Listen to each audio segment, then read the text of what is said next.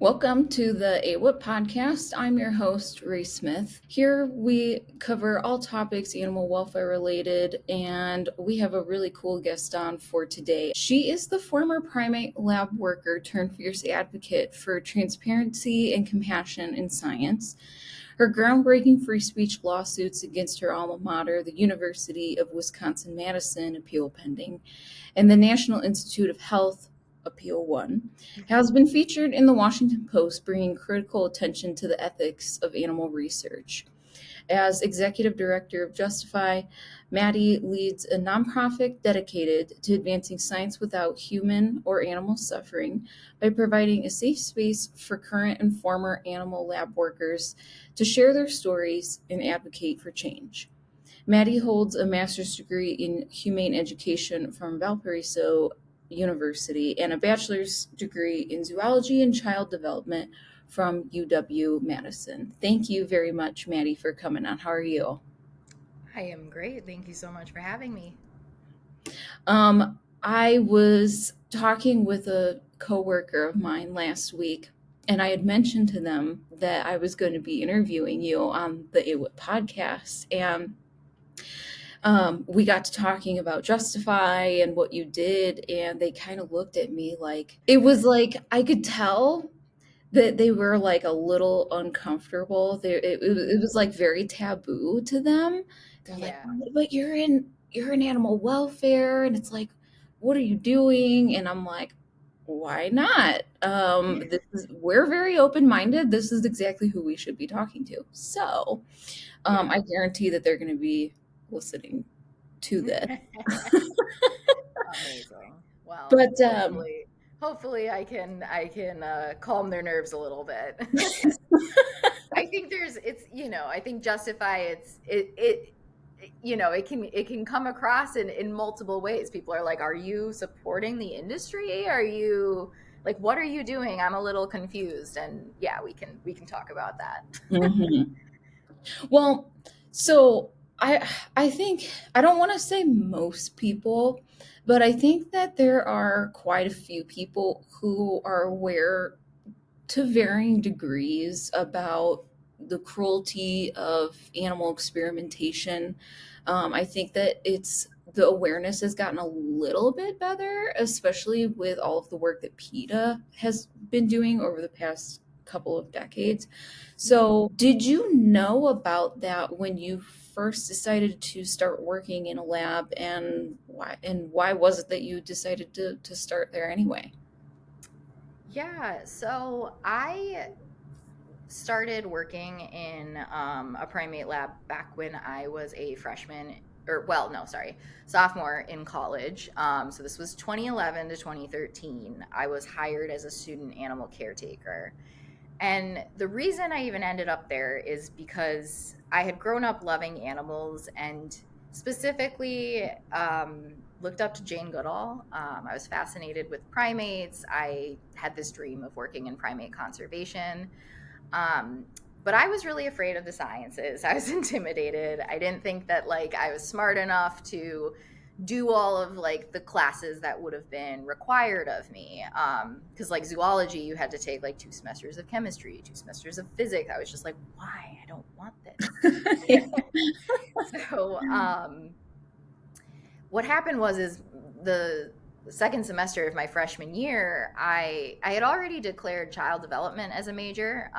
So I've always loved kids as well. I've just kind of been a natural caregiver, and for that degree, like you needed a biology credit, and so I ended up taking a course called Animal Behavior: The Primates, and it was all about the different primate species, and I just sort of like fell in love.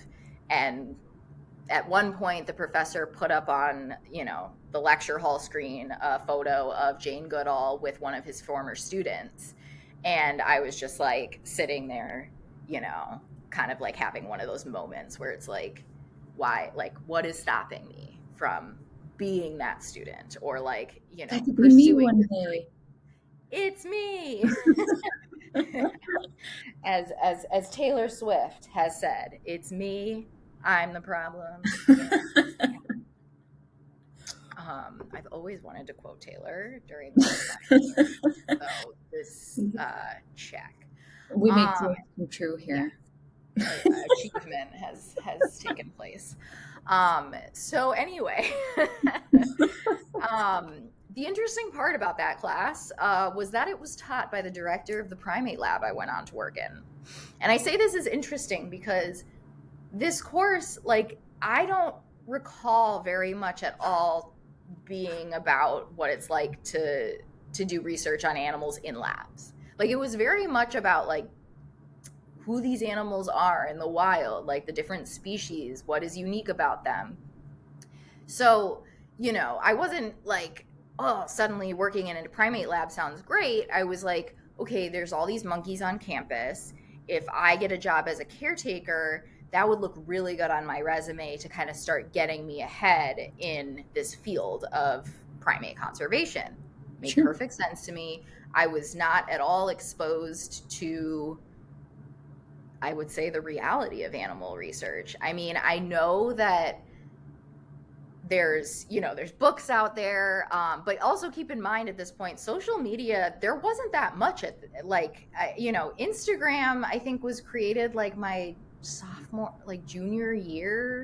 year of college, so like there wasn't sort of even a way for me to be getting this information unless I was seeking it out. And I wasn't, unfortunately. And I was being told that this is necessary. What's done is humane. It helps humans. And it's not that I really like fully believed it, but I didn't. It was just kind of like, I had really kind of come to believe that this is what I needed to do to get from point A to point B. Like, it was just in my head that like, and I was a very high achiever. Like, I just, I had those perfectionist tendencies, like, cried when I got like, I don't know, a C on a paper in high school. Like, so, it's like when I had a plan, and this is like how things had to go. Mm-hmm. So I ended up, getting this job as a student caretaker, and, quickly began to realize that this was not exactly what I thought it was, though I'm not even sure what I thought it was at the time. It was like, I don't know, you're so like young and impressionable at that age, and you don't really know, like, everyone's saying it's like, it's so important to work in these labs, and like, you're looked at, I mean, obviously by the animal rights community, not good, but I wasn't an animal rights activist at that point. I wasn't vegan at that point. Like, I just was like, I'm, one of those people that loves animals and isn't really aware of all of the ways we exploit them in society. So this was a really eye-opening experience, not to mention extremely traumatic. Well, um, it makes sense though, because at that point, I mean, it's not just you, it's everybody. You're very young and impressionable, and you're thinking about your future and how do we best get to where I want to be. Do you think that when you saw, because I'm assuming that you saw like the job description, was that in hindsight marketed to you in the best manner? Did it like accurately describe what you thought that you would be doing, what you would see, what you experience? I mean, I think it did a good job of making me think like, this will be fine. Like, you care for monkeys, you like make enrichment for them, you are doing health checks, you're giving them medications when they need it. Like, it's things that you could be doing, taking care of animals in a sanctuary, right? Like, so it's like the list itself is like, okay, sure, but it leaves out the fact that like, they're in tiny barren cages for their entire lives. They are, super stressed all the time. Half the time you're treating them for diarrhea because they're just stressed, and it's just like perpetual. So it leaves out the trauma, the inherent trauma, and like emotional difficulty of this work. And that's on purpose. I mean, I don't think like if you advertise like, hey, this is probably like pretty traumatic for someone who loves animals, that they're going to hire people. But at the same time, they don't want to hire people who are like as caretakers who don't care about animals. Yeah. So you're I mean, it's misleading. And it's misleading to young people because that's who they're getting in there. Young impressionable people who care about animals on some level, and then often feel stuck because they care about those animals, and they're afraid that if they leave, someone else comes in who cares less. It's constant training, constant turnover. It's difficult.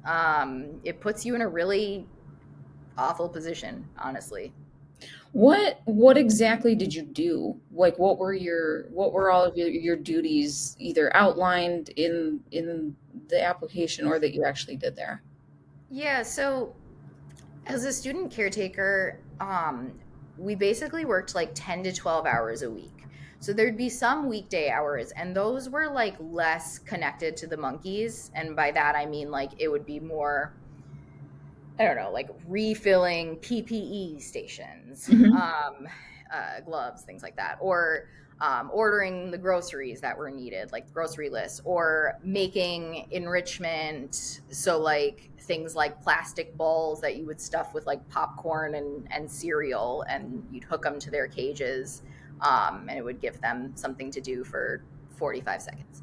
Um, so, but for 500 plus monkeys, that takes a while actually. So Mhm. and you have to wash and like you're like sanitizing everything. And so these things that were not like huge tasks were just huge in the sense because the number of animals was so big. But what was like, what stood out to me, and often I would say to the other, to other students, is going to be the time on the weekends, because on the weekends, two of us student caretakers would be responsible for the 500 plus monkeys. And by that, I mean from 7 to 11 on Saturday and Sunday, we would come in and we would do health checks and give AM medications. So that might be shots, that might be like oral meds. These are like, and not to be confused with like research related, Sure. we're not, it's something that's supposed to treat them in theory. So Okay. if they have a cut, it's pain meds, something like that. And then so we're feeding, doing health checks, AM meds, and then after that we are going up to make a phone call to our boss to let them know like anything we observed, ask any questions we have. Assuming everything is smooth, then we go back down and we are hosing down the rooms and the like drop pans of the enclosures, so like where the feces and urine drops down to.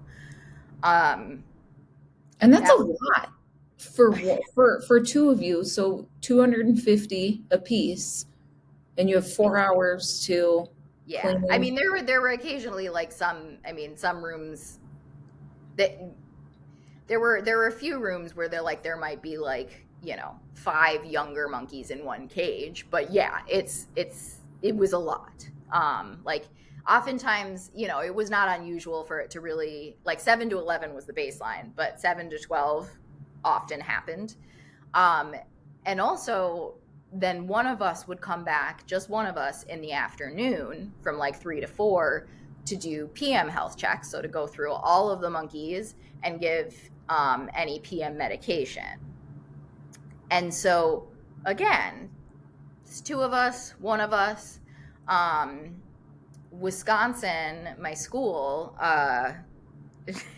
they have I was recently featured in an article in Sentient Media where I talked about my experience, and they were asked to comment, and their comment was so gaslighty because I was sharing exactly what I've just shared with you, and Mhm. their response is, we have a really robust team, and Maddie was just a student caretaker.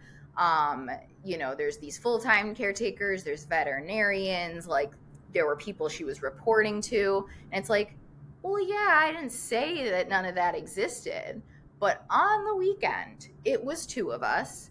Our boss was not on site. The veterinarians were not on site. Like, these were people we had to call if anything was going on.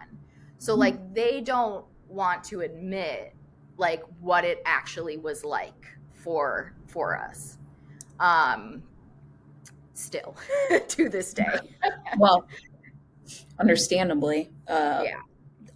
The so the the USDA, their APHIS department manages these labs, and there's the outlines for animal care.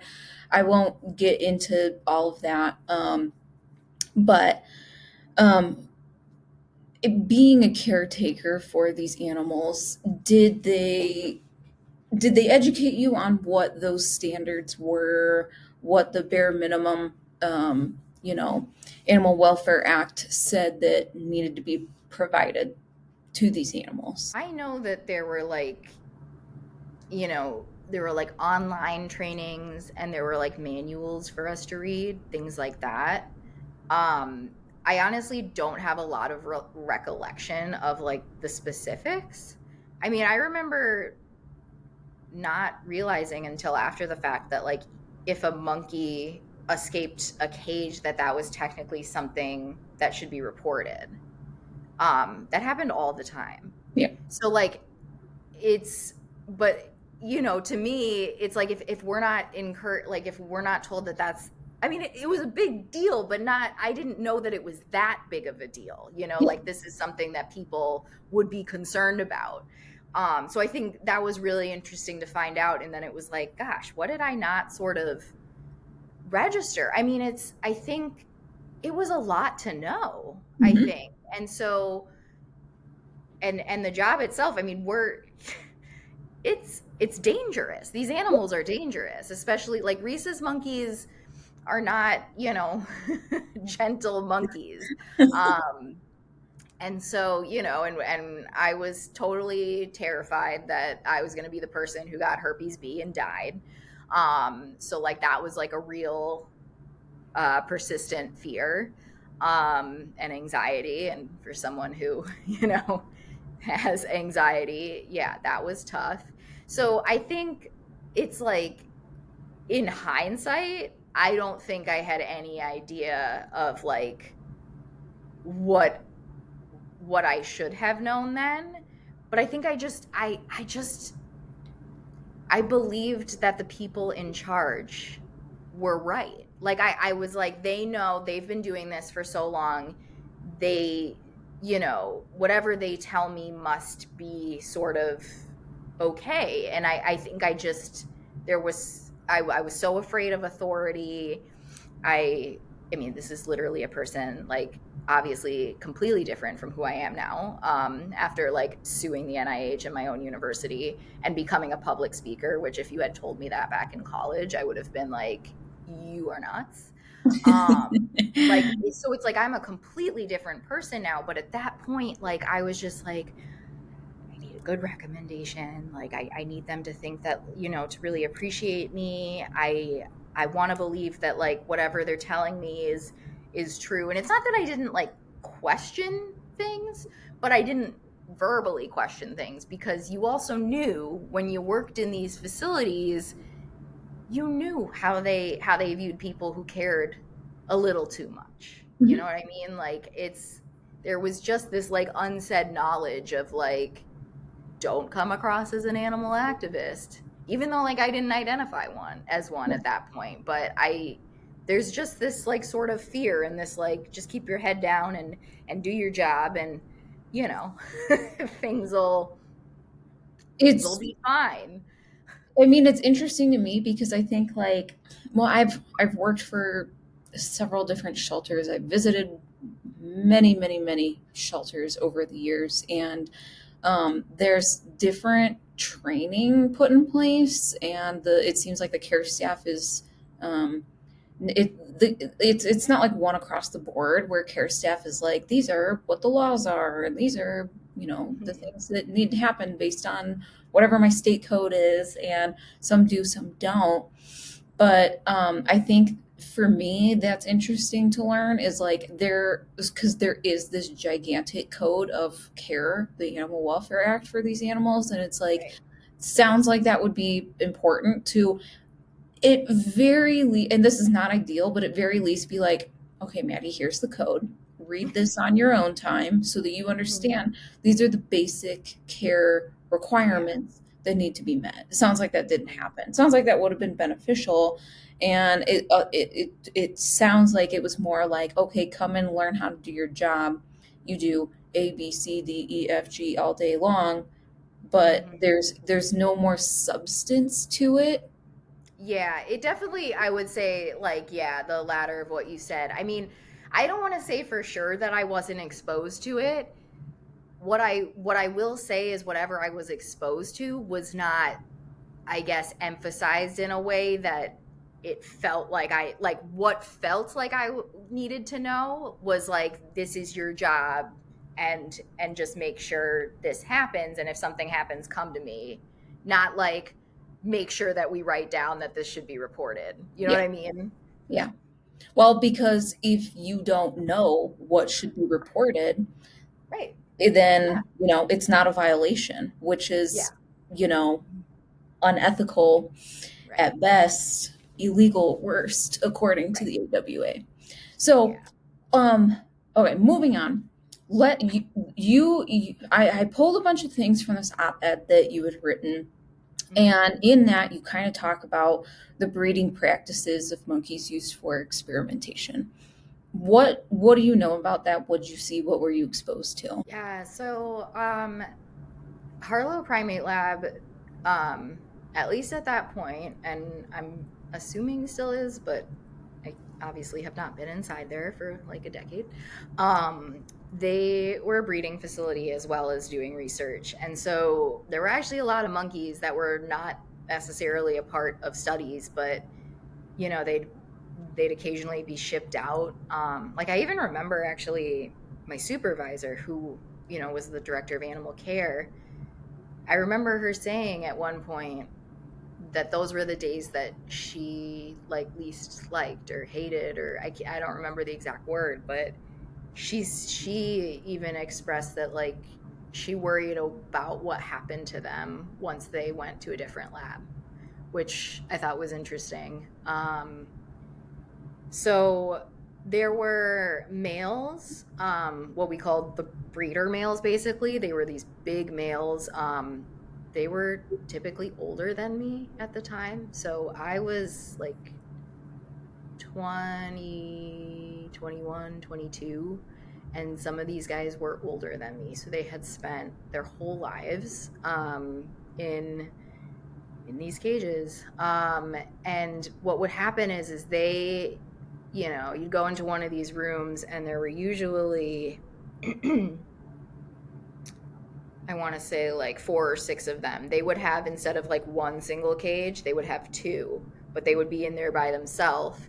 And then one of the things like we were doing, which was taking place during the week as well, but on the weekends, like students, we would be tracking menses, like the whether the females were having their period or not, because at some point then those females were put in with these males to be bred.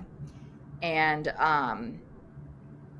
some of these females, I think, definitely had relationships with these males where, like, when they were back together, things were more or less fine. They would even groom each other.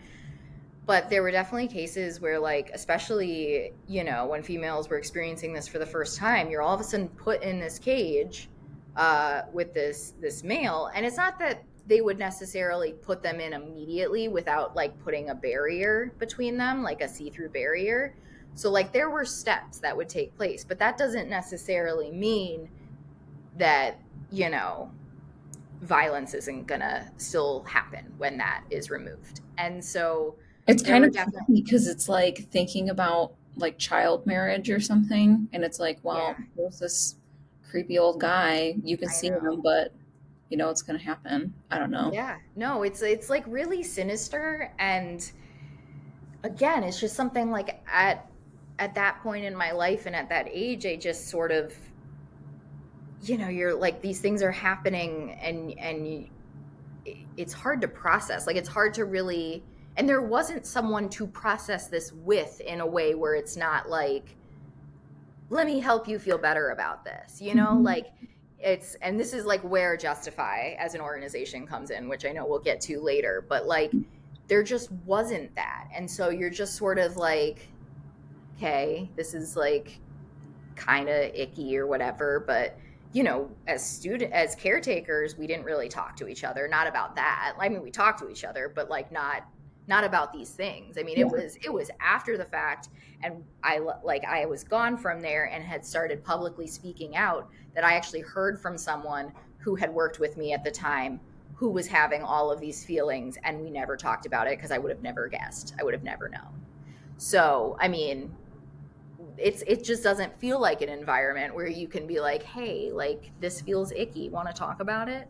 Yep. um so anyway, there were definitely times where, it's like, oh, this monkey's being put in with this male for the first time, like, they're actually going to be in together. And like, where these breeder males were, was very close to like the kitchen where us, like, the students would be doing a load of things. So we were within earshot, so like, we could hear if something was going on. And and it would be during the week, generally speaking. So like, when other staff are there and stuff, but it's that, like, we were kind of, someone was there to hear it.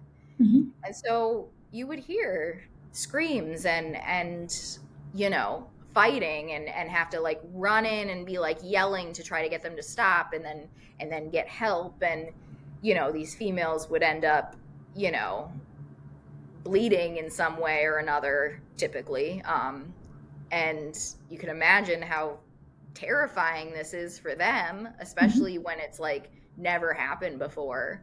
Um, and that's only like part of the process, because then when these individuals, especially the ones who had never had babies before and are younger, rhesus monkeys, monkeys in general, are social species. They learn from each other when it comes to rearing their young. And this is such an unnatural environment that some of these individuals, when they would finally have their babies, because they might be living alone or just with like one other female, um, they might reject their baby. And by that I mean, they would be like, I don't know what to do with this or something. And so like, we would find the baby just like on the bottom of the cage.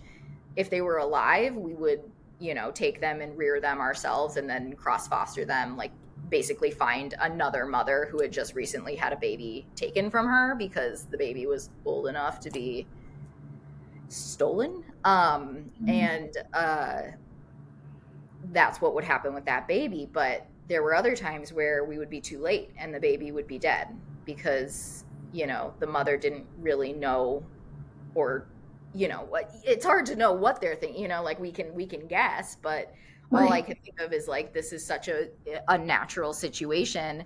And now all of a sudden you have this, like, this newborn, and you don't know what you're doing with it. And yeah, it's, I mean, and then I just like, it's so awful for them. And then I go back to this like young Maddie who loves animals so much, and has these experiences with these newborn macaques, and is just like, wow, this is like really fucked up.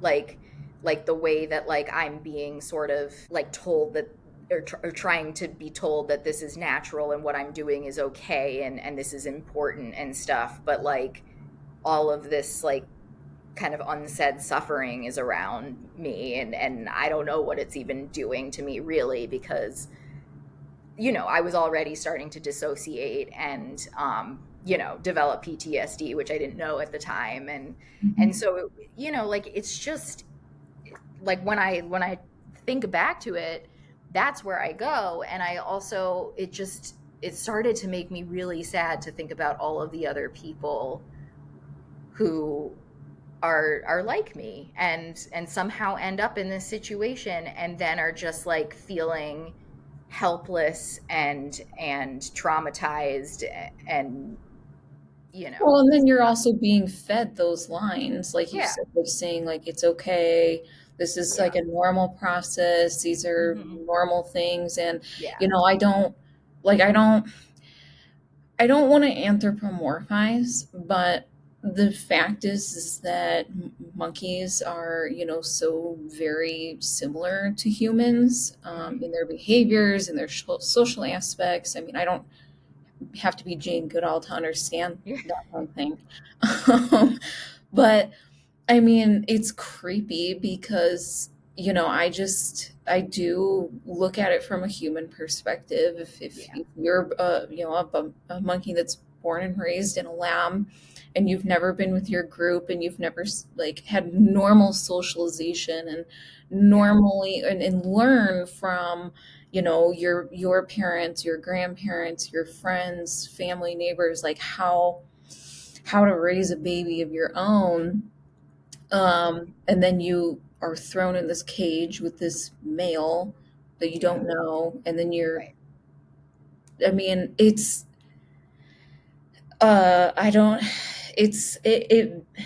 it begs for the right kind of adjectives, and sick doesn't really cover it, but I mean, it's the first, um, and I almost wonder if like, well, actually, I do. I do want to ask you this because I feel like being female, maybe we understand or can empathize a little bit more with that kind of situation. When you've talked about these things before with male or like, I mean, human, Mhm. male or female, do you get the same? Do you get the same reaction, or is it like, um, do people react differently when you talk about these things? I mean, I do think women tend to have like a pathetic reaction in general to Mhm. my experiences. It's not super relevant. I just was curious. Yeah. But I think it just kind of depends, and it depends on how much we go into it. And one of the interesting things about even talking about these experiences is every time I talk about it, there's always something like new or a little different that comes up, or like how I'm thinking about it. Mhm. um I mean, I think, I suppressed a lot of my memories from there. I don't remember enough. And it's something that I'm like trying to forgive myself for, frankly. Like, I know I did it to protect myself. But at the same time, it's really frustrating because it's like you were there for 2 years. Like, you could be telling people way more, but it's like somewhere in here, and I can't reach it because, It's a coping mechanism. yeah. And so, that being said, it's like every time I talk to people about it, whether it's like on the live I like just did, or now with this podcast, I feel like I'm exploring things in a different way, and it is, helping a little bit to look at things, like in a way I have not, Mhm. and also helping me to maybe understand others who are in these positions. um Have you ever come across people that have asked you, well, Maddie, you said you were there for 2 years. If this was so horrible for you, and were exposed to all this suffering, both from the monkeys and you and your team members, why didn't you just leave? And then I now, get so asked all the time. I'm not asking in that way. I'm No, not. I understand. I would imagine people have asked you in that Yeah. way before. Yes, a My lot. my follow-up question to that is what finally made you leave? Yeah, I mean, I think I touched on it before, but it's one of those things where, especially I think from the caretaker side of things, a lot of us get involved because we actually do care about animals, and then there's this feeling of being stuck, because you care about these animals and want to try to make their lives less bad than they already are, and you're worried about who might step in and be caring for them next. So there's like this sense of guilt keeping you there. um I also think, like, at the time, like, even though I was struggling, I did not realize the degree that this was impacting and would impact my psyche, like, especially during college when, like, college can be really fun. Like, I very much felt like I was living two different lives. I had the life that took place in this dungeon, and then I had, the life that was double majoring, like taking these classes I thought were really interesting. I was volunteering with some preschoolers. I was, going to football games. I was hanging out with friends. Like, I had a lot going on, and this was this tiny fraction of my life.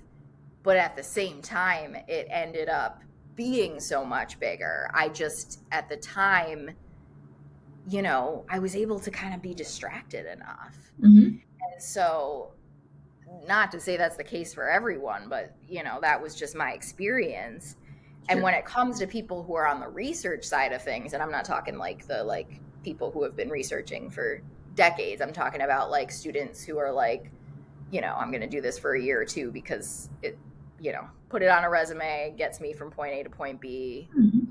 Academia is pushing me towards this. Like, there's this similar thing of feeling like I need to do this in order to, pursue the degree that I want, to become, whatever, to go into the profession I want. Animal research is completely like just intertwined in our society in ways that I think a lot of people don't even realize, especially academia. And so there are things that get people there, and it's not, despite I think what some animal rights activists might think, it's not just like, oh my God, I think hurting animals would be really great. People have we're literally misled about what it looks like to be inside there, about the actual success of what takes place, about the treatment of these animals. All of this we are misled about. And yes, today, at this day and age, there's so much out there in terms of social media. But at the same time, you kind of have to be looking for it. There's so much exists in silos still. And I know this, and I can see this because I returned to my alma mater back in October for the first time since I had sued them. And I spoke, and I did about 14 hours over 2 days of tabling. And so I was with some students who are part of a student group there. There was like this like ask me anything sign that said former UW primate lab worker. And then this giant banner that had 3 photos of monkeys who actually were in UW-Madison's lab. And it said UW imprisons monkeys. And the number of people who walked by who had no idea this was going on campus.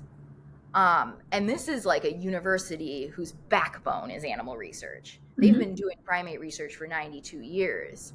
So like, there's clearly still major silos taking place in terms of who even knows that it's happening, let alone what it's actually like. And I think that needs to be understood. It's not as simple as like people know. I mean, I think people have a gut reaction to animal research, but they don't really know how prevalent it is. Right. They don't know that it's in their backyard. They don't know that they might have to like be pushed towards doing it for like a semester as part of their studies when it seems totally irrelevant. So these are things that like I want to help make more well known, because I think the more we know, the more we can push for change. It's hard to push for change when people don't even know what's happening. Exactly. Well, I was thinking about this the other day in preparation for this, because we still do so many. I mean, the testing is out there and it's done every single day.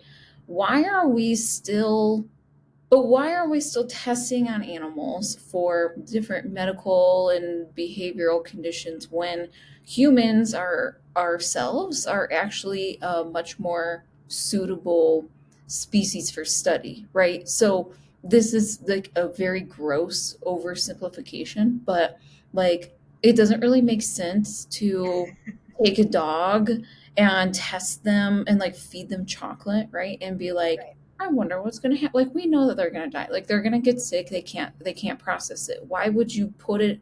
Why would you do that kind of thing on that kind of animal when it's gonna have a completely different reaction than humans? And because and we know this, and there's more research that's coming out about it, is saying that that animals, primarily mice and rats and stuff that are most commonly used, but other animals aren't good substitutes because then when that drug is perfected, it still Mhm. doesn't have the same kind of reaction as it would with a human. So it doesn't make sense to me. I mean, Nope. I don't know. Maybe that's a question for Yeah. scientists or something, but I Yeah, I mean, I think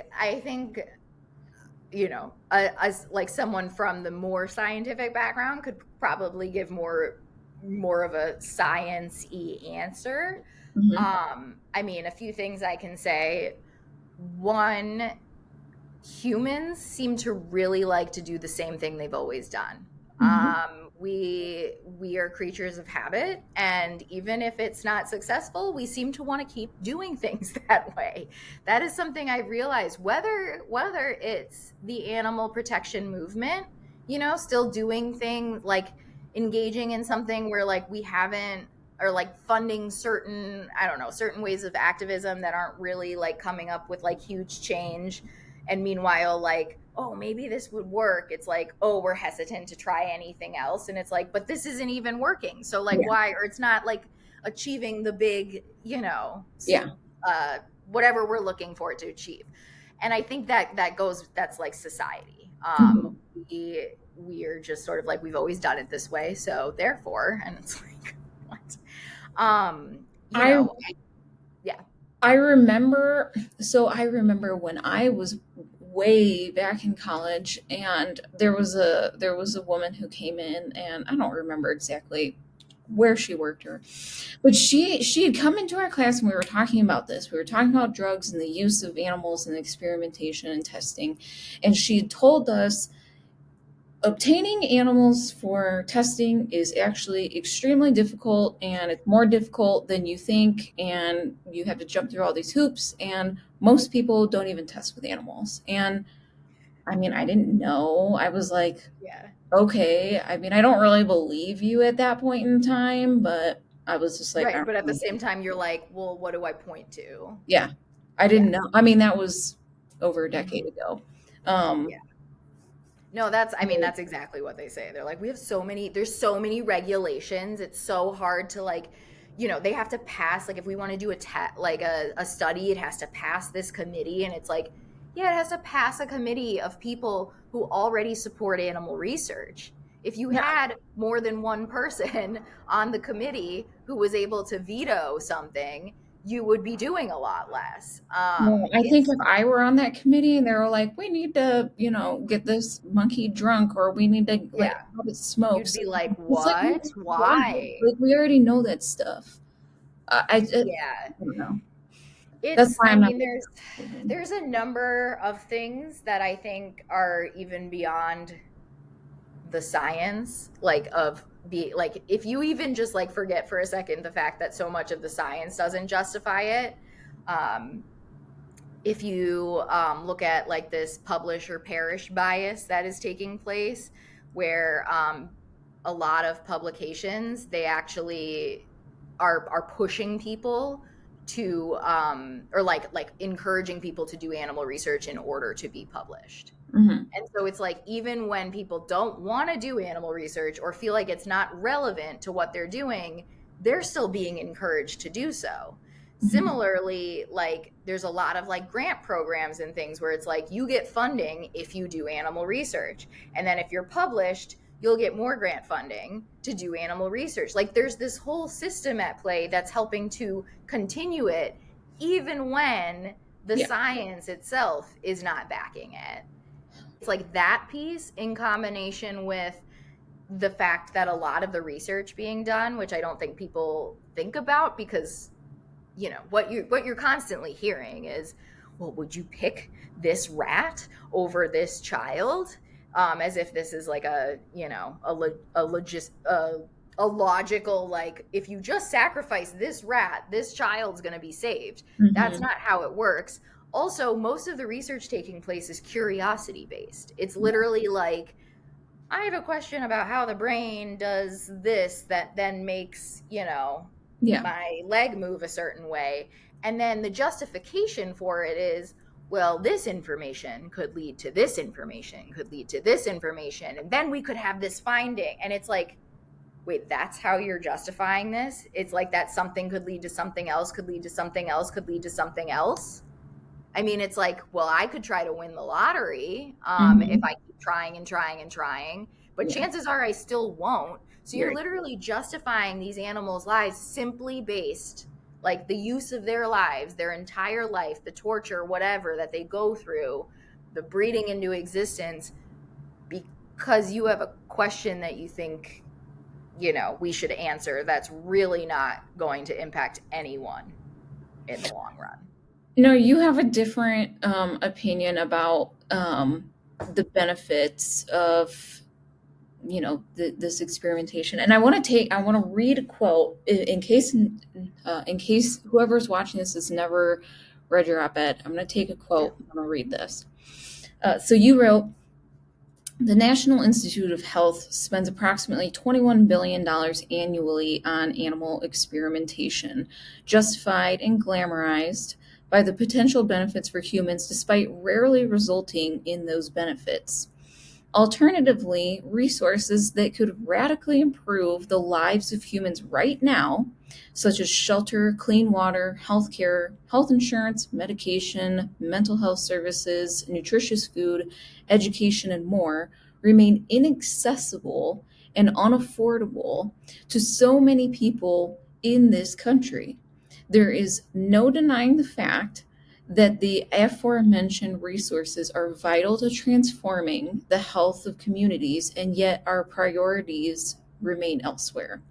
And I really love that. I love that quote, Maddie, because it points out two things to me. One, the beginning, talking about that the NIH spends 21 billion annually on experimentation, kind of just gives a tiny, tiny little glimpse of like how well funded, how well supported, how powerful this organization and the leadership of that organization is. But then also the extremely important factors that you mentioned in the rest of this about all these different things that could actually make people's lives better right now. I mean, things as simple as, you know, clean water. You know, look at like Flint, Michigan or something. I got like a notification in the mail the other day that where I live, it's a very old building and could have still have like lead pipes, and I'm like I was like freaking out over the weekend, like, oh my god, we might have lead pipes. Yeah. But again, like people who don't have access to healthcare, mental health Right. services, that's hard to come by. You talk about nutritious food, and it's like I can go to Taco Bell and get 10 tacos for a nickel, but this bag of organic carrots is going to run me like $4. It's like, you know, for a lot of Yeah. people, what are you going to Yeah. pick? No, I mean, financial stability is a real thing. And, you know, I think it also can't be minimized when you think about why people stay in labs when they've got a job that is paying them. You know, I hear so many times, I hear so much from, you know, the animal rights community. I would just leave. And, you know, I'm grateful that there are individuals out there who are in great enough situations that they don't need to turn, they don't feel like they need to sacrifice their morals to survive. But that's just not the case for everyone. And it's, you know, that's a piece of all of this. It's Mhm. like, and when you think about, you know, you have that, and then there's like all of the mental health, like the people that like cannot afford therapy, cannot afford medications that already exist, and you're trying to do more like mental health studies on like these animals. It's like, just help people get what's out there. it infuriates me. I mean, because I've been one of them. It's like, if it wasn't for the financial help from my family, I would be in such a worse state. Because I have my own, from PTSD to anxiety to OCD. Like, I have my own issues, and all of this is expensive, and all of this has needed therapy and certain treatments, and it's just, they're not accessible, and yet they want to keep like making new treatments that won't be accessible. Mhm. I Well, and it's also like that $21 billion is, there, that is a factor, I'm sure, that's being used to justify like some of the costs of these drug prices. And it's like, Yeah, I don't know. So, I mean, it's I know that there's more to it, but it's like you keep yeah, pumping that in. These of things are going to course. continue to become Yeah, more and more expensive and more in yeah, inaccessible to people. So, yeah. I know we're running short on time, so I want to make sure that we get to some of the other, I know we could probably do this for like 2 hours, but Probably, yeah. That's there, generally what has happened with me on other podcasts. because you get down the rabbit hole, you're like, but this and this Yeah, is how, so yeah. There's a um lot to talk about, which I'm grateful that the more this happens and the more I'm featured, people are realizing this, that it's not as much as the treatment of these animals and their experiences is egregious. There is so much more to this that needs to mhm, be talked about, because I think it helps other people reach these aha moments right. where it's like, you know what, it is a little messed up that we're spending these billions to, like, to study extreme anxiety in monkeys who are already experiencing anxiety naturally in these facilities, when we could be working with people right now, humans who are experiencing anxiety, or making, resources for them accessible. Like, we need more people to think about things that way so that we can start to change the system.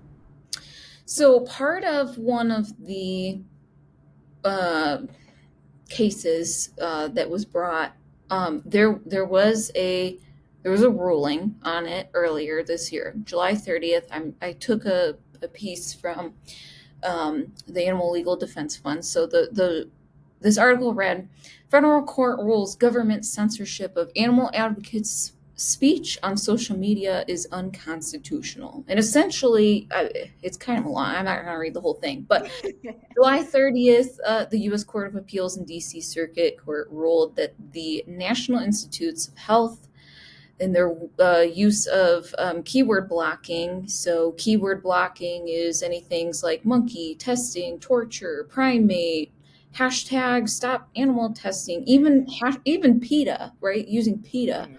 said that was unconstitutional and violated your free speech.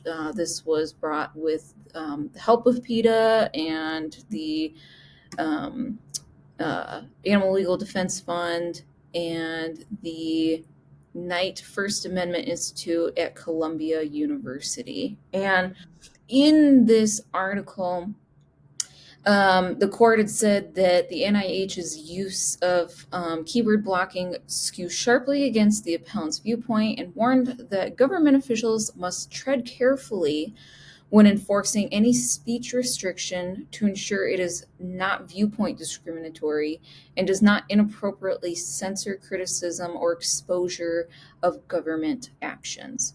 And there's more to it, but I think that's probably a pretty good summary. And so they ruled in favor of you and those who helped you bring this litigation against the alma mater. And so but it was groundbreaking. I remember reading about this at that time, and I was like, Mhm. wow, like that's really great, because you have little old you going up against, the NIH. I mean, how did I mean, I think you said that you would never imagine that happening before. Um, but I mean, clearly that was extremely important to you because of everything that you're doing with Justify. But where does the litigation stand at this point in time?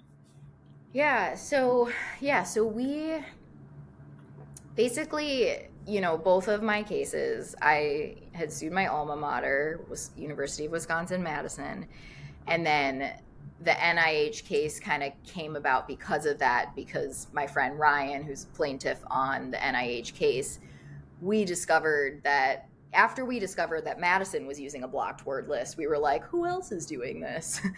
Let's play a fun game of FOIA requesting different universities. And we noticed other universities, and then we were like, wait a second, do you think the NIH is doing this? Like, that would be wild, right? Because, like, this is what they do. They fund animal research. So it was pretty wild that, like, they actually were doing this. And so that's when I had gone back to my friend at the time who was working at ALDF and was like, hey, can we sue the NIH? That's cool. Yeah. It was cool. Ballsy. It's like, it's easy for me to be like, yeah, this is cool now. But like at the time, especially when I was like starting, when the lawsuit was like being prepared for Wisconsin, because that came first, and when it like officially like, hit the news, so to speak, I was terrified. Yeah. Like I was, yeah, I was in a state for sure. Like I wasn't like, I wish I wasn't doing it, but I was like, I don't know what's going to happen. Like, is Wisconsin going to somehow come back and sue me? Like, what? Mm-hmm. I don't know. So it was definitely like scary, and I've still received, mostly support, but some, I don't know if you've seen on like my social media, I have a little tagline that says, in quotes, obviously a very troubled woman. And I like that because somebody had written that under one of the Washington Post features. So the Washington Post had shared my story and shared about the appeal that ended up happening for the NIH, and eventually also wrote about the win. And in that, it's actually a photo of me and my dog, who I talk about the reporter had talked about my relationship with my dog, and how I've called her my soulmate, and everything. And anyway, there was this comment where this stranger on the internet is like, this is obviously a very troubled woman, referring to my relationship with my dog. And, the fact that like I'm, care about these monkeys in the lab. It was very funny. But I just think it's like one of those things where it's like you're going to get negative feedback no matter what. But overwhelmingly, it's actually people have been very supportive, because they realize how ridiculous it is, with these lawsuits where universities and the NIH were using these blocked word lists. And the way this works, just so listeners and viewers are clear, like if you type like on Instagram and use one of those words, like, what you're doing to primates is wrong, it can be as like simple as that. But if primates is on that list, what happens is that you see your comment, and the NIH or UW-Madison, whose ever page it is that is using that blocked word, they see your comment, but the public doesn't see your comment. Mm-hmm. So it's like, you think that you're like putting something out there to have a conversation or to get people thinking, and it doesn't exist. And when you're doing that, but you're also receiving taxpayer dollars for what you're doing, there's something wrong with that. And so basically what ended up happening is that for both cases, we were ruled against, the Madison in lower court as well as the NIH. We appealed both of them, and we won the appeal for the NIH, which is what you were talking about. And then with Madison, we're still waiting. Even though that one came first, we are still waiting. We thought it would come pretty soon after the NIH one, but it hasn't. So, well, it's interesting to me because it's kind of this like hidden by omission kind of thing, and it ties in with what I had mentioned at the beginning was, not you're not lying by omission because you weren't aware of, the AWA and what should be reported as a violation, right? If you don't know, you can't, So it's sneaky, similar kind of it was stuff that I'm seeing. really sneaky. And we noticed too after the lawsuits, like kind of were up and happening. Um, like my friend Ryan did FOIA requests again, and a lot of these universities who also had blocked word lists, they removed them. So Ah, I mean, they were paying attention and seeing, whether it was the NIH or the UW Madison, they were like, we don't want to be a part of this. Now, obviously, it's important that they can remove it, but they could start again unless there's so it's something to still keep an eye on, especially based on whatever happens with Madison. But at this point, it's just interesting because this is something other major universities were doing. Major universities who were doing animal research, they were specifically targeting language related to animals in labs. I love it. I mean, Yeah. no, I don't love that, but Yeah, I'm no, but the it's like discovery it's of just this. like it's wild that this was just like again happening in plain sight. People just don't know it's happening because and the only reason that me and Ryan figured it out with Madison and discovered this whole thing was because after we sued Madison, they stopped censor like they had censored me altogether so that I literally could not comment on their stuff. But once we sued them, they on whatever censored me. But the problem is that when I would comment, some of the comments would show up and some wouldn't. Mm. And the reason we realized that is because I was like, I swear someone would respond to this and no one is responding to this Yeah. comment. And then I'd go, Ryan, can you look at this? And he would go and he'd be like, there's nothing there. Mm-hmm. And so that's when we started messing around and eventually doing a FOIA request and realizing there was more going on here. So it was like people, the public would just never know, which is How did that make you feel though? Like we talked about your mental health Mhm. with the exposure to everything, and the suffering of the animals and such. But in this aspect of you being quieted, um, Mhm. how did that make you feel? How did you process that? I mean, because this is a lot to go up against a government agency and a school. I mean, I can only imagine how stressful and how difficult it would be to manage your mental health in that situation, and now still. Yeah. Um it's been tough. I definitely there are definitely worse times and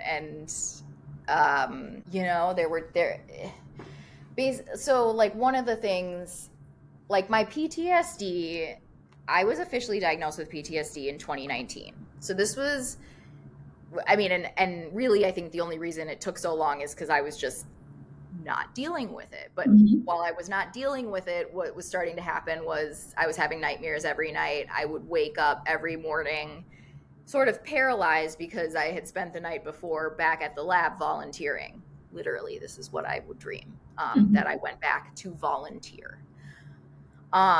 Very strange. Anyway, it just, it's kind of a sucky way to start your day. And so, as traumatic events and sort of episodes were being triggered more and more, I was struggling more and more. And that's when I also kind of started talking more about the experience because I felt like you can't really deal with something if you're not talking about it. But Mhm. also talking about it can also make it worse for a while, right? So you're like, it's that's Yep. that's trauma. Yep. And That's animal. so That's also all of us in animal welfare, I think. yeah. And so this was again 2019, 2020, which is how the lawsuit even came about because I was like, okay, I'm starting to talk about it. Now I'm starting to talk about it on social media. Now I'm learning that my university is upset with me that I'm talking about it. Um and so, throughout that time not only was I dealing with the PTSD and just my generalized extreme anxiety um but also I learned that I have OCD, specifically a body focused repetitive behavior called dermatillomania. aka skin picking. Mm. And this, like, I mean, this was some of the lowest that I had been, because I don't know like how much you or anyone else listening, watching knows about skin picking, but it's like it's sort of like a like biting your lip over and over again, or like a lot of people, like it's like biting nails, like that's kind of more well known. These are obsessive behaviors that are like self-soothing in a way. Mm-hmm. um you're not doing them because like it's not something. I remember like when it was first happening, and my mom, who adores me, of course, was just like, why, like, can't you just stop, like just stop picking? And you want to think that this is something you can just stop.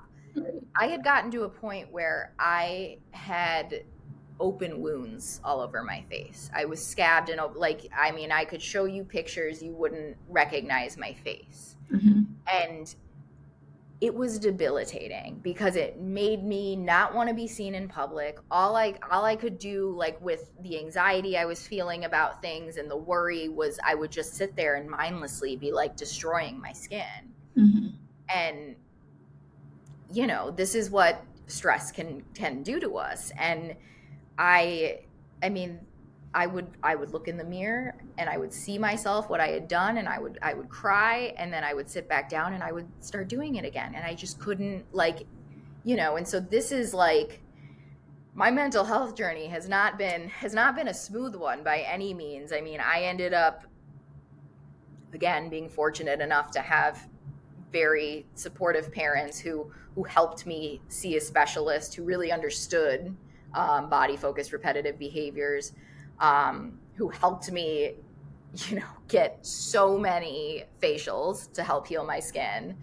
I now, these nails you see, are, as much as they look cool, they're on because they make it harder for me to pick. Mm. I've had them for 4 years now, and it's a mechanism to help protect me from that. So is like this fidget ring. All of this has really impacted my mental health. Like, I'm not gonna, I'm not gonna understate it. Right. But at the same time, like, I wouldn't change anything, because I feel like,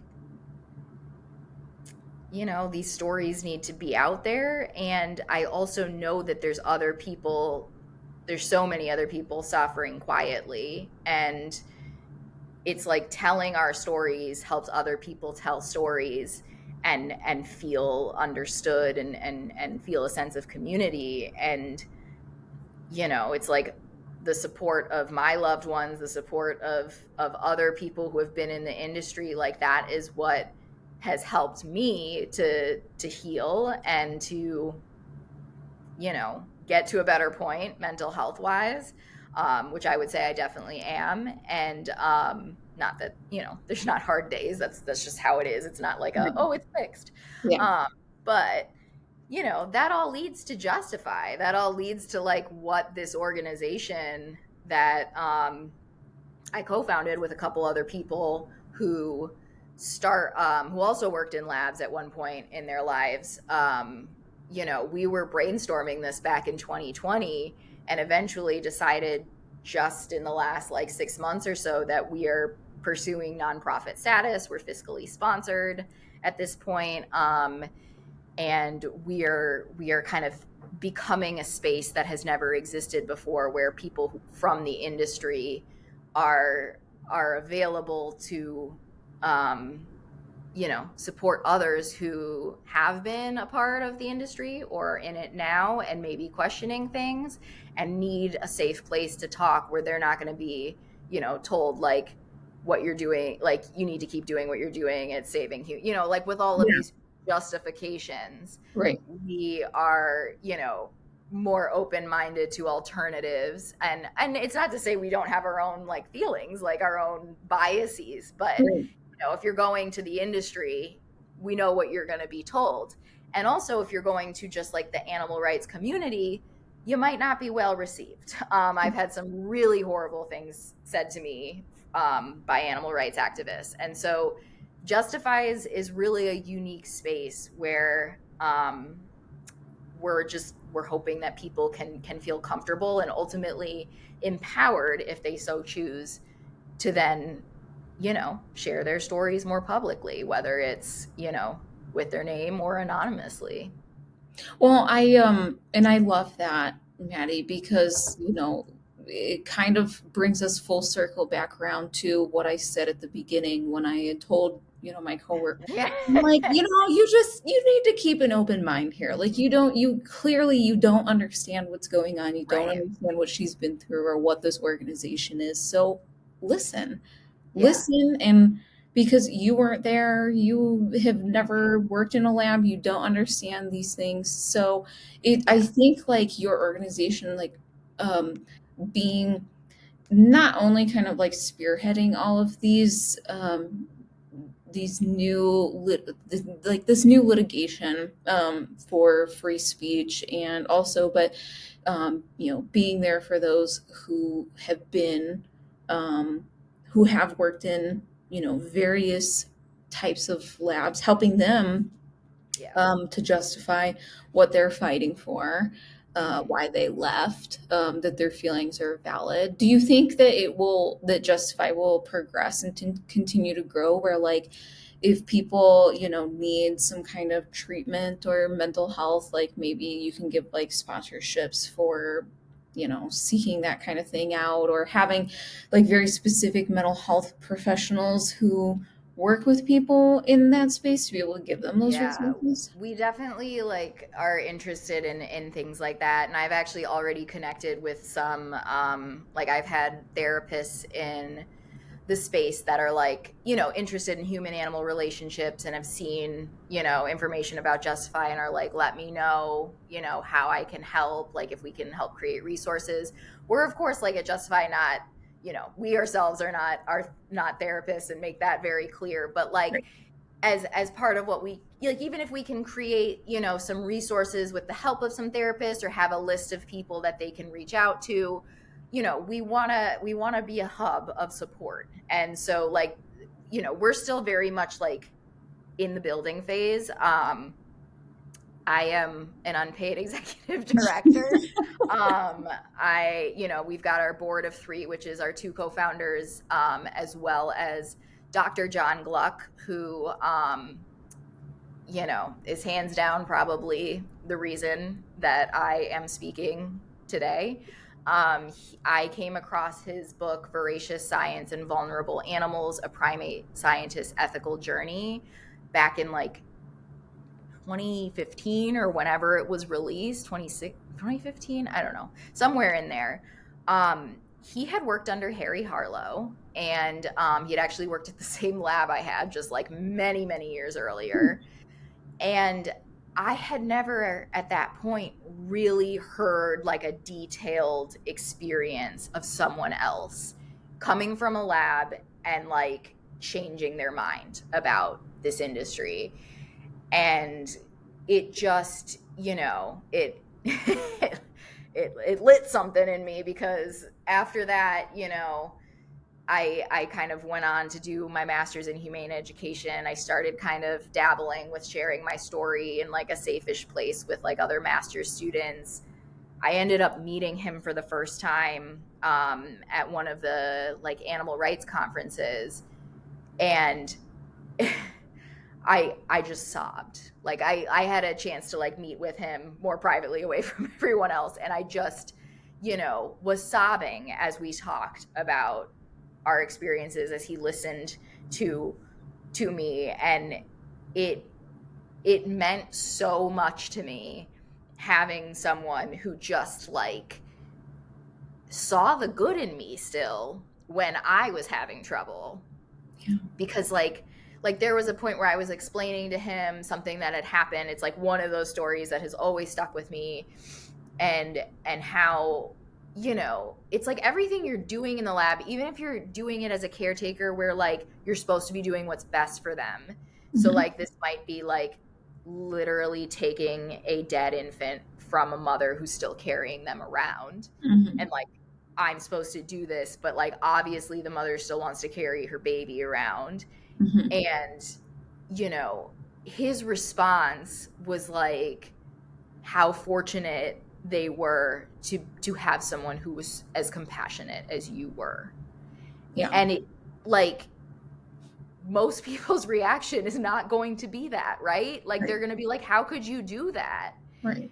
And it's like, that's just like one piece that was like, okay, there's like good and it's not that I was like, oh, I'm a horrible person, but like, like, it just, him being able to offer that to me, it was like I saw the value, the extreme value in that. And it's what Justify, I think, can be, is Yeah. to offer that to others, to help others to feel like, you know, they can heal from this, and also they can use these experiences to make the world truly a better place for humans and animals.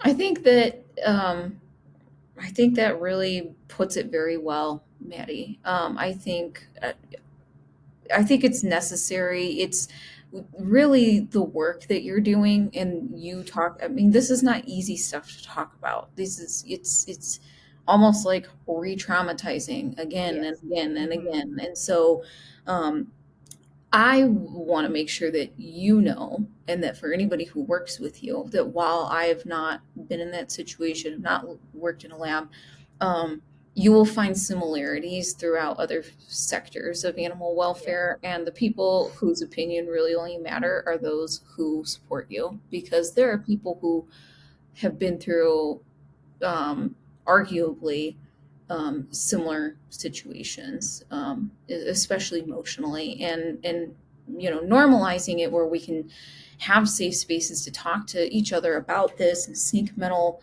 health treatment, and kind of fight for the things that are right. It takes a lot to sit down and constantly go through these interviews, and like you said, it dredges up things that you had put away, and it's always what's going to be behind door number two, three, Yeah. four.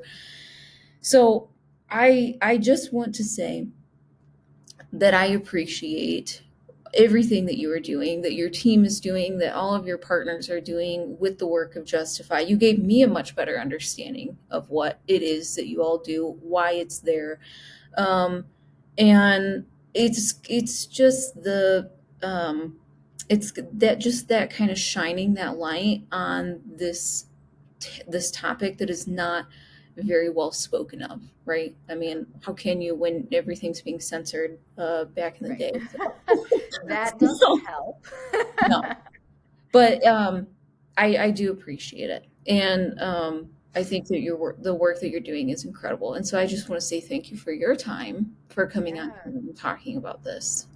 Yeah, thank you so much for having me. It was a wonderful conversation, and I really do appreciate the support. It means so much to me, and to everyone who is a part of Justify. Do you have a website so that you could tell them about? Yeah, yeah. So our website is whenwejustify.org. And like our social media handles are all when we justify. Justify was taken. But it's interesting because when we were brainstorming Justify, like the things that we were thinking about is like what happens when we justify blah blah blah. Or like Mhm. what are the ramifications of justifying, this. So it worked out. So anyway, whenwejustify.org or just at whenwejustify. Our website is in the process of having some updates. I was just doing rebranding. When I say I'm wearing multiple hats, I am wearing a lot of hats right now. So bear with us. There is also, if you're interested, a link to support us on our website. It's like the top right, there's a donate, and it does take you to Zephy. That's what we're currently using. And it will just, in case you're like, I'm confused, it will come like say our honor as who it's sort of going to, because our honor is our fiscal sponsor right now because we Mhm. don't have official status.